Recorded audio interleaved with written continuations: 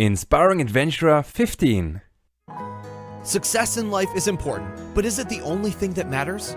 If you're looking for excitement and adventure in your life, you've come to the right place. Welcome to Inspiring Adventurer, the podcast that features interviews with passionate adventurers to help you push yourself to the absolute limit. Here's your host, Julian Bittel.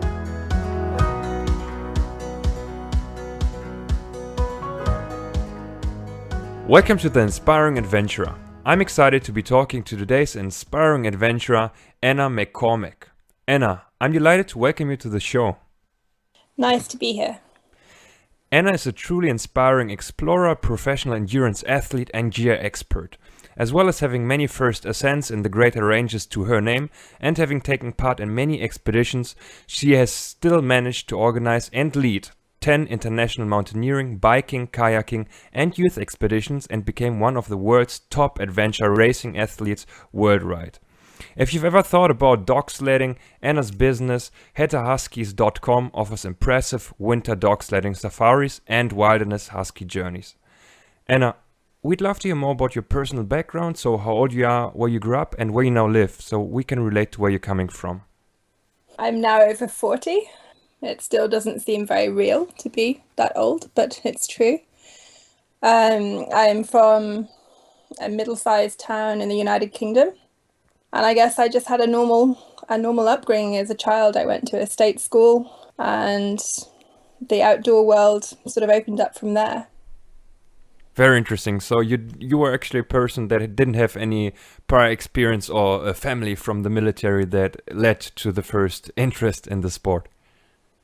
No, not at all. My school was a very good school for introducing young people to the outdoors, because in the olden days with local education authorities, they would provide like week-long activity camps and week-long sailing camps, and I did so many of those. Like, I took every opportunity to do them, and I did so many that I even would go and spend my summer holidays with some of the instructors doing more of the same. So it was a really good grounding in being outdoors. And Duke of Edinburgh was also a very important grounding, I guess, in learning how to navigate, because if you can't navigate, you can't do very much outdoors.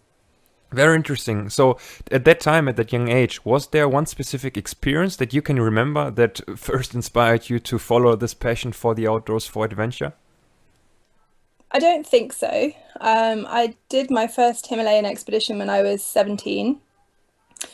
But that was part of one of the many youth expedition organisations that Britain has a large number of. I went with British Schools Exploring Society, and we happened to go to the Western Himalaya, and we did a lot of service and environmental projects, and then an adventure project, which was a peak. So, I mean, that was an amazing starting point for traveling. But I had decided that I wanted to travel and to do that kind of thing when I was 12, and I'd already planned all of the different organizations I could apply to and all the different things I could do from a really early age.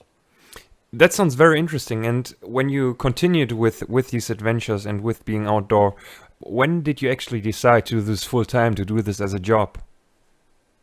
I don't know if I really made the decision to do it full time. I think it just gradually happened. I think my whole early life, I was battling between like the conventional route of following your dreams through academia and being the good daughter. And I had an Oxbridge education, and then I went down and sort of following the normal career ladder.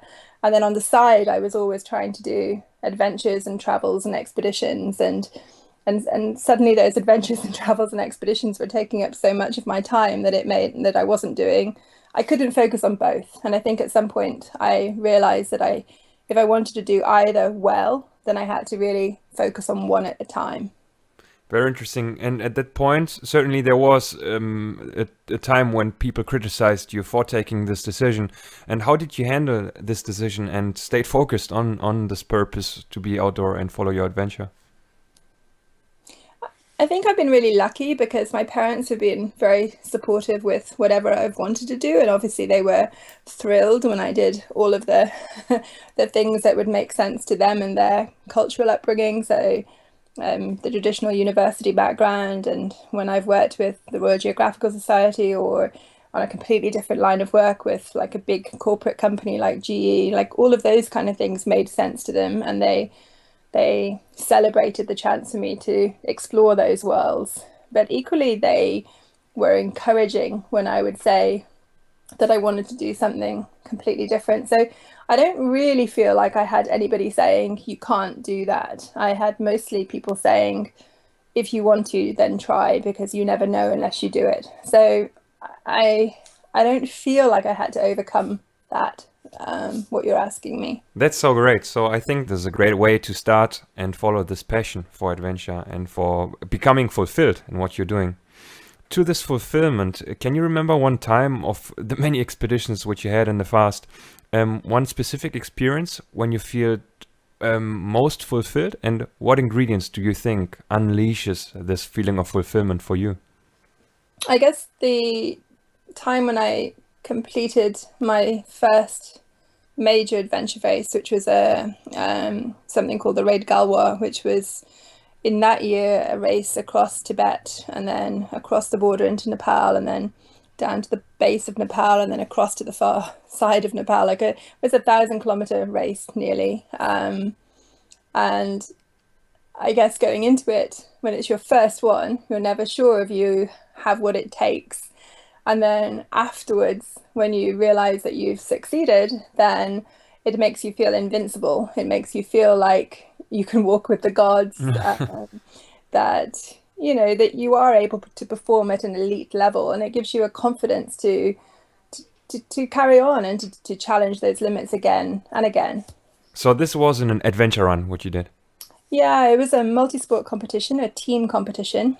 And I think one of the great elements of adventure racing is that if one person in the team drops out, the whole team is out of the competition. And so you end up seeing what they call sort of the ultimate team exercise, where people are literally picking up and carrying people to get them from one point to the next, to a discipline which is maybe easier for them, or out of a mountain where they're suffering from altitude sickness, but they all literally pick you up and carry you, or more likely tie you to them and pull you to that next level, and you feel this huge determination to not let your team down. And I think for me, that part of it is part of what makes you feel really fulfilled, if you know that your efforts have made something good come together for a lot of people. That's so great. I think it's really important to have a close circle of people who are aiming in the right same direction as you do. On these adventure races or any other expedition, do you remember one story about a setback when you were almost about to give up, and what inspired you to move forward? Well, back to that first race, and I guess your first time is one of your most vivid times. There have been many other times, but that first race, I remember when we were crossing a plateau at 5,500 meters, and there was suddenly a storm. We had one sort of bothy tent, one sleeping bag between five of us. It was it was sub-zero by a long way, and we had no water. We were not so experienced, and the people at the checkpoint said that we had to stop, which for us at that particular moment at the highest point was probably the worst possible thing, because we just desperately needed warmth and water. And I remember lying in this tent with nothing around me, just huddling close to these people that I'd really only met like 4 or 5 days before, and thinking, oh my goodness, this is actually quite tough. And I'm not sure if I really had expected it to be that tough. And then maybe 2 hours later, getting up, folding the tent down, walking out into the blizzard and thinking, I'm just not going to speak. I'm going to do 100 paces and then I'm going to see how I feel. And then, okay, I've done 100 paces, I'm going to do 100 more. And it was basically like that. It's like, don't open your mouth, just keep going. And don't ask for help, just keep going. And I think I learned a lot of lessons from that you can set really small goals, and that gets you through the hard times to get you through to the bigger picture, basically. Well, that's a great analogy. So when you are stuck in a very difficult situation in life, it's actually very important to go for the small goals instead of aiming for becoming happy or becoming fulfilled in life, but just getting to the next step and advancing forward and forward by very small steps to then in the end you see the bigger picture of what you have actually achieved. Exactly. Very interesting. Do you remember over the time when you started as a very small kid with these adventures? Can you exactly say what change happened within yourself in the process of following this adventure? I think the academic side of life for me was quite easy growing up. And the adventure being, I wasn't immediately ever like, I wasn't the person picked in the team first, or I wasn't going to be the best long jumper or the fastest sprinter, or like, I never believed I had any particular physical ability. And so being outdoors and having to ultimately perform alongside some of the world's best athletes, even before that, when I was a child, it was more of a challenge to be in that sphere than it was to be in the academic sphere. And I think maybe just something in me from that very early age wanted to always be challenged constantly. And that's probably partly why I went more in the adventure route. Because I think you're always learning when you're being challenged. And there's always new things to learn about yourself, about the environment, about the people around you. And I love that about being outdoors. Part of the reason why, and maybe this is useful for other people in this situation, but I guess part of the reason why I never felt initially when I was a child that I was going to be so good at sports was because I was really badly asthmatic, and I was hospitalized maybe once a year for asthma that was not controllable. And I don't think it ever held me back, but it was definitely a factor in my life growing up. And I wouldn't necessarily say I've completely grown out of it, because there's definitely been times when it's factored in success or failure of particular ventures. But I think when you have something that physically holds you back, it's not a barrier to trying. So I think that's quite important. So, and I never felt it was a barrier because I was supported, but I think it's something that maybe some other people would maybe be criticized for trying to challenge the elite. But why not? You have to see what your own limits are, and you can't be limited by what people tell you are your limits. I think that's really important. Wow, that's truly very important. And do you still have this asthma? Yes, I do. Like when I was pregnant with my first child, it came back, and if you're not fit, then it's a constant issue. So you have to, it's something that you have to live your life, making sure that you are fit enough that it's not an issue in your life. Interesting. So when you stay fit, it can actually happen that this asthma goes away. Yeah, absolutely. That's very inspiring. So you followed actually the person that you had never before thought that you actually could be, but somewhere deep down you had this feeling that you were actually meant or were capable of doing something more that you were doing in that time, and then started with these adventure and endurance sports. That's so inspiring. Coming to present times, we'd love to hear what one project has your passion right now. I don't believe that you can do everything at once. So I believe that you've got friends, you've got family, you've got your career, you've got your like personal athletic target or adventure target, and I don't believe you can do all of those brilliantly at once. And so for me right now, I've got a young child. Probably one of my next targets would be to have another one of those. And then I also have the dog farm that you mentioned, which has probably 150 huskies. And we have about 8,000 people a year coming through here, and we're only 6 years old. So my target right now is to absolutely nail what I'm doing and do it as well as I can do before I have another target that I put all my energy in. Wow, that's a great answer. And 8,000 people per year, that's a very high number. I didn't know that it was actually that renowned. Yeah, great. Can you tell us a bit about Heta Huskies, what you're doing there? It's just a small dog farm in the Arctic. But I guess one of the things that we're trying to do is we're trying to manage it with the dog welfare in as high a sort of importance as possible. We run everything from short safaris of 2 kilometers for people who are just driving past to multi-day, 5-day safaris that go from the taiga land that we're in at the moment to the tundra up high above the tree line, and give people a real feeling of being truly in the Arctic. So a real mixture of types of safaris and work with the dogs. Very interesting. Great. So anyone who's interested, again, hetahuskies.com is the website. Can you tell us, do you have one inspiring book or other source of inspiration that you can think of? Well, one of the books that I loved when I was younger, because it was given to me on the north side of Everest when I was there, is called Everest, the West Ridge by Thomas Hornbein. So there's the Hornbein Couloir on the north face of Everest, which one of my friends at the time was attempting. And it's a beautiful book, and it's full of quotations from young Husband and, well, a whole bunch of the early explorers and what drove them and the passion behind why they were climbing and why they were exploring. So I mean, that's a very beautiful old book, maybe not a very normal book to reference.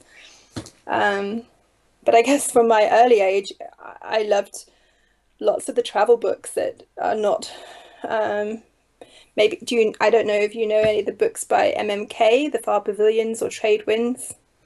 But those were books which inspired me as a child to want to go to different countries and to explore different cultures. Romantic novels with a basic fact in, like, historical fact somewhere in there. And I did a lot of reading when I was very young, which drove that inspiration. That sounds beautiful. So we have 3 books. Anyone who's interested, I'll put a link to all of these books in the show notes.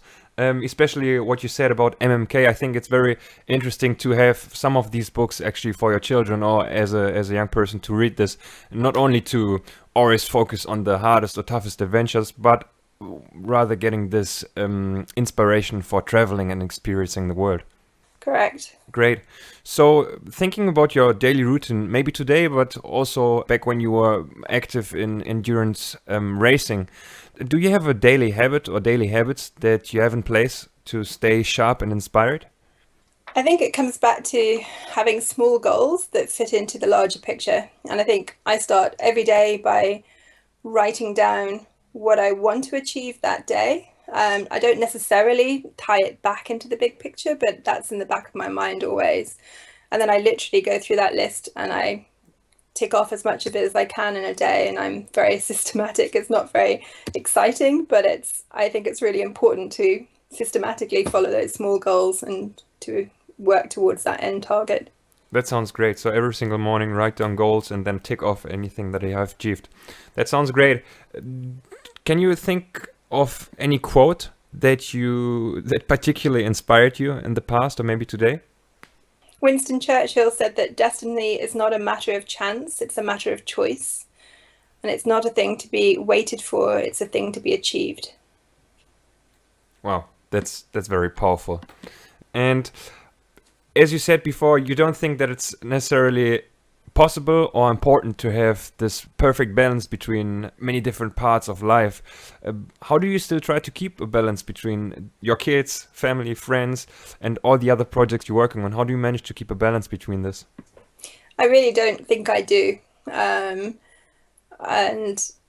what I try to do is not beat myself up about the fact that I don't have a perfect balance. And I have to just keep reminding myself that, you know, I have these goals for now, and then I can move back into goals that are maybe more focused on me in a few years down the line. And I have to trust myself that I will make sure that I move from one goal to another. And if my husband isn't the top focus at this particular point, then you have to trust that he'll wait until he is again. But I don't know. I think the people who say that they have an amazing balance, well, they're cleverer than I am, but I think it's just about not beating myself up about not having a balance and looking forward to a time when the balance will shift. That's great. So anyone who doesn't have this or doesn't feel to have this perfect balance, think about yourself and learn about yourself, and might not even be that important at the moment to have this perfect balance, might not even be possible. Now, Anna, imagine it was Friday afternoon and you've just finished work. You have 2 free days ahead of you. What small adventure would you be going to take? On the subject of balance, I haven't had a day off in 6 years, but I actually don't get to spend that much time sledding myself, even though I live in the Arctic and I'm working on a husky farm, because I'm always facilitating other people to do it. And there's a few really remote wilderness areas that I've never visited, and I think it would be just really fun to maybe see if I could take my child with me and pack a sled and head off for a couple of days with the dog and just follow fire breaks and follow trails and see where they take me. That sounds amazing. Now, do you have a major goal or an ambition in your life for the next few years to come? I just want to get on top of this current one and maybe add something else to the family. But then after that, children notwithstanding, I do have a couple of projects that I've had in my project bag since I was a child, but I'm gonna hold them tight for now, and I'm gonna talk to you about them in 2 or 3 years when I've achieved these first things that I'm working on now. That sounds great. Perfect. So what one last piece of advice can you give to our listeners, Anna? I think an exercise I did many times as a child, and maybe not so often now, but maybe it's worth doing it again, is just to sit down and to brainstorm on a piece of paper all those things that you want to look back on your life and have made you smile and that you'd be proud of and that you want to achieve. And then whittle them down and sit there and think, but okay, so those are the big things that I want to do. What things out of those am I going to do in the next 3 years? And whittle those down. And then keeping those in mind, brainstorm another list and see what you can do in the next 6 months that will get you towards those things. And I think that kind of exercise and sitting down maybe once every couple of years and doing that would probably help you to get where you want to be and to take it from the realm of dreams to the realm of reality. Wow, thanks so much. This is a great piece of advice and great exercise anyone should be doing. So how can we connect with you to learn more about your projects you're working on and maybe support you in what you're doing? Well, through the website that you mentioned, which is headerhuskies.com, and we try and post about what we're doing on a day-by-day thing on Facebook quite a lot. That's probably the easiest way to get in touch with me. Amazing. We put all the links in the show notes. Thanks so much, Anna. It was really inspiring, very interesting story you have. And I'm looking forward to speak to you in 2 to 3 years when you're focusing on the next goals you have. Sounds good. Thanks a lot. All right, adventurers, are you ready to get out there and start your trek into the wild? To get truly prepared, head to inspiringadventurer.com/tools and download the free guide to the 5 tools you need to start your next adventure. It's free, and it's just what you need to get up and go. We'll see you next time on Inspiring Adventurer.